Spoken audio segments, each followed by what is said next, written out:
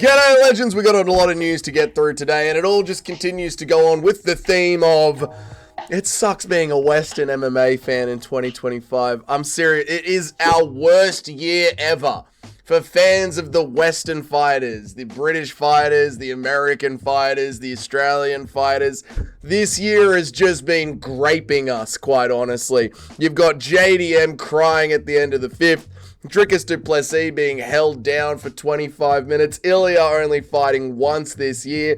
It's been a hard year, man, and today we get even more news just piling on to the failure that is the Western MMA fighter in 2025. It kills me, man. Although, there is a little bit of an L for the East as well that we're going to talk about as well. So everyone's copping L's in today's news video. Let us get on with it straight away with the first topic, Dricus Du Plessis. You win 2 in a row, and suddenly you're calling out the former champion? I'm chasing the fight that gets me to the title the fastest. Dricus! There's like levels of former champion, right, mate? There's levels of former champion.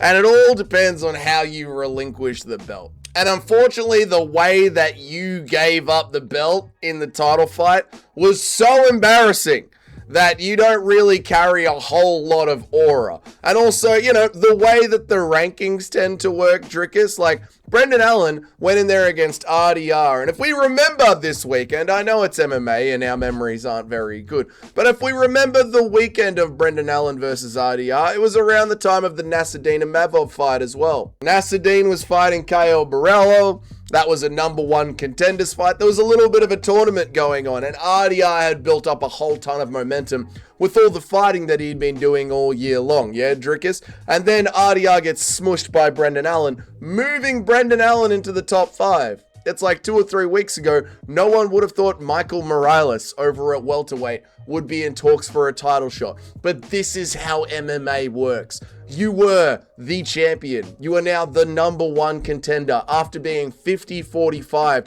And Brendan Allen has moved into the top 5 of your division. You're ranked #1. He's ranked #5. He's coming off some wins. You're coming off a devastating and embarrassing loss. We need to see your grappling improve, Dricus. Who else would you fight in the top 5? Nasruddin is next for the title shot. He's #2. Sean Strickland is looking for Fluffy because we need to see his grappling. He's #3. Anthony Hernandez is #4. He'll be fighting Sean Strickland. That leaves #5, Dricus. Who else would you like to fight in the top 5, mate? Sean Strickland for a 3rd fucking time? Who else are you going to be fighting, dude? It's just out of the barren wasteland that we have heard from Dricus.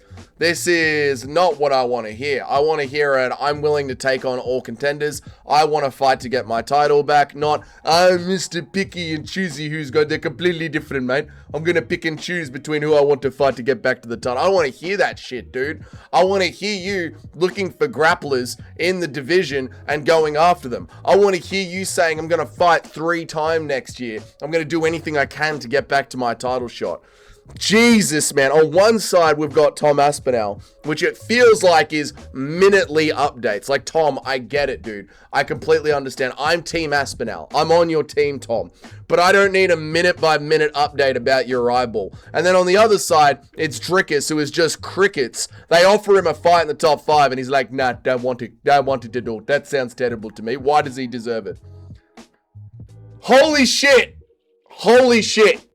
I need to join the Brotherhood. The West has just taken so many L's. I can't take it anymore. My mental health is deteriorating. Moving on to the next one. Sean Strickland. Sean Strickland announced that he turned down Fluffy Hernandez fight at UFC 325. I kind of get this one. I get a part of what Sean is saying, and then another part of what Sean is saying makes me want to wring his fucking neck too. So let's listen to Sean O'Malley. Let's listen to Sean Strickland's own words, and I'll break it down little bit by little bit. Okay? My suspension's up in like 10 days. I just need like 8 weeks, 10 weeks, I'm a little fat. Did the suspension suck? Hell yes, it sucked. But would I do it again to hit that guy in the face? Yes, I will. But man. Number one. Just number one. Sean is saying my suspensions is up now, and it sucked, but it's up now. Now I just need 10 weeks to get back into a training camp because I'm a little bit fat. That's what Sean has said. My suspension's up in like 10 days. I just need like 8 weeks, 10 weeks, I'm a little fat. Did this. Why haven't you been in camp? Why haven't you been in camp? Why haven't you been in camp? The suspension is for you to not fight during that day. Why are you not in camp for this pay-per-view coming up before Christmas? The one for the end of the year. Why aren't you in camp to fight somebody? You've had nothing to do. You've been suspended.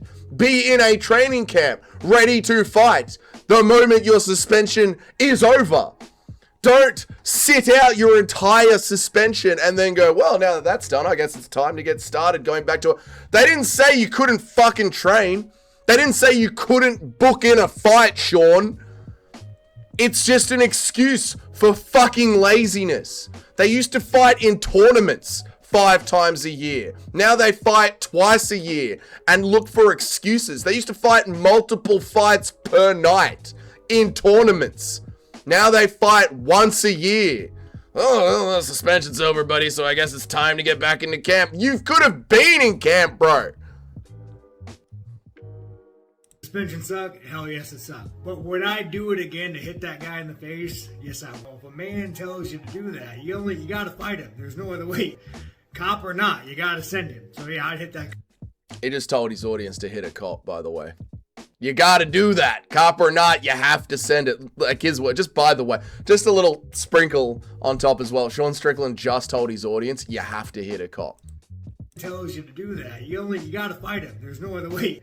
Cop or not, you gotta send him. So yeah, I'd hit that cop again. I did say no to the Australia card. In Australia, I fucking love you guys, man. You guys are all white trash. You're all like-minded. But I kind of don't blame him for saying no to the Australia card. To be honest, dude, I don't know why anyone fights in Australia. I don't know why anyone even bothers with us, man. Dude, we charge 50% tax to all the fighters from overseas. I think it's over $40,000 or $80,000. I forget what the mark is, but it's, you know, if you're in the UFC, if you've been in the UFC, if you're on your 3rd contract in the UFC, you're making more than the threshold in Australia, and it's 50% tax.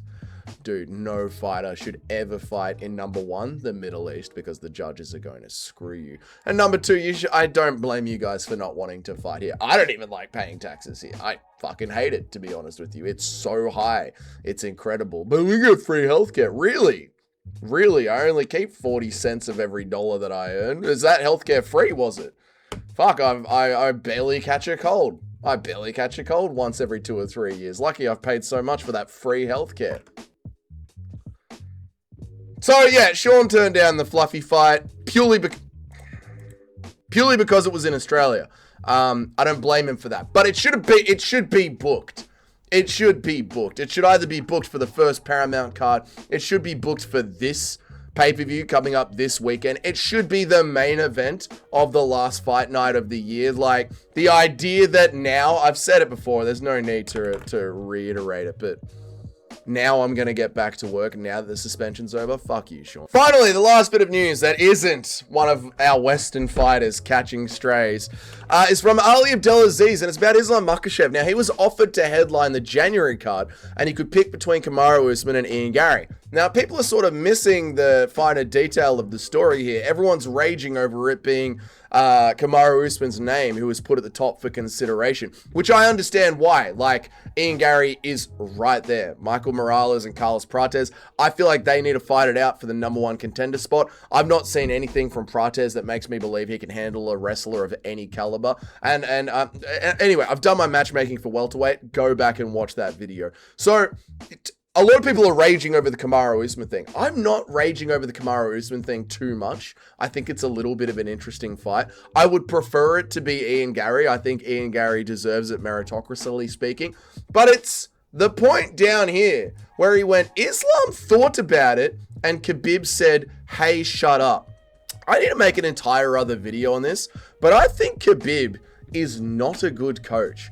Khabib has been annoying the shit out of me ever since he moved into his coaching role. I think he overgasses his fighters. I think he is a consistent crypto scammer and financial scammer. And now Khabib is stopping one of the few fun superstars that we have in the sport, that being Islam Makhachev, who is a superstar. Look at the numbers that he pulls.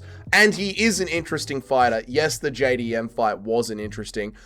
He fought defensively, he fought boringly. He is the advancing fighter. It's up to him to push the action. However, most of the time, Islam Makhachev is the advancing fighter and does push the action and is an interesting fighter. And we could have had him in January. And if we had had him in January, we wouldn't have had the entire debacle. The debacle that is Paddy Pimblett getting an interim title shot. Think about it. They needed something big for January. And Islam Makhachev defending against Ian Gary or Kamaru Usman would have been their big thing. Then we don't get this sport-ruining joke happening of Paddy Pimblett getting handed an interim title shot. And why are we not getting that? Because fucking Khabib says, no, brother, we don't do quick turnarounds, brother. No, brother, we fight once a year, brother. Once a year, we come in overweight in Abu Dhabi. We allow scales to keep moving, brother. Consistent fight, we do not do this now, brother. Like, Islam is not now being attacked by these constant weight cuts. So we can have an active Islam who is he is number 2 on the GOAT list, if not number 1 on the GOAT list. We can have Islam Makhachev just stacking the fuck out of his legacy. Fucking fight Kamaru Usman in January. I don't want it, but you know what? For your legacy, you want it. Do you a favor, whatever. Fight Kamaru Usman in January, do Ramadan, come back in International Fight Week, the card after the White House card, and fight Ian Gary. Or the other way around, fight Ian Gary in January, enjoy Ramadan, you've earned it, enjoy the time off, come back for International Fight where you no longer have to worry about weight cuts. We could have an active Islam Makhachev. And everyone's raging over the fact that they offered Kamaru Usman. It's bloody Ali Abdelaziz. This is what he does. He does this every day. But the problem is fucking Khabib. Khabib holding back Islam Makhachev. I even went and checked to see if this is exactly what Ali said. Honestly, even the UFC reached out to me. They was asking him to fight a main event June 27. He thought about it, honestly. Not the White House card? No. January 28. He thought about it. He's like, no, and Khabib said, hey. Who was that against? Like, it See, because they just skip over it and they go, who was that against? Honestly, Kamaru's name was in the mix. I can tell you that.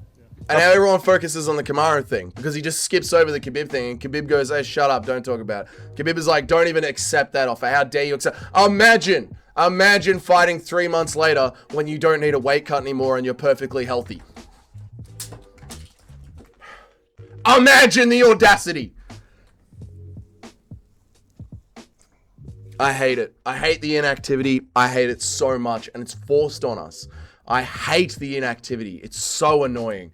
Anyway, that is that. That is the morning's news. Isn't it great? So many W's being an MMA fan right now. If this is your first time here, g'day, welcome. My name is Dougie. I make MMA content all the bloody time, and I go live all the bloody time as well. If you want to know when that happens, hit that subscription button and that notification bell down there to know when that happens. All the legends of the channel that support the channel so much, your names are up on the next slide, as well as the top 10 best pickers in the Dougie's Corner community. Big card this weekend, boys. Hard fights to pick this weekend, so we'll be doing that again for UFC 323. And until then, I'll see you guys all in the next video, wherever you are. Have yourselves a great day. Goodbye.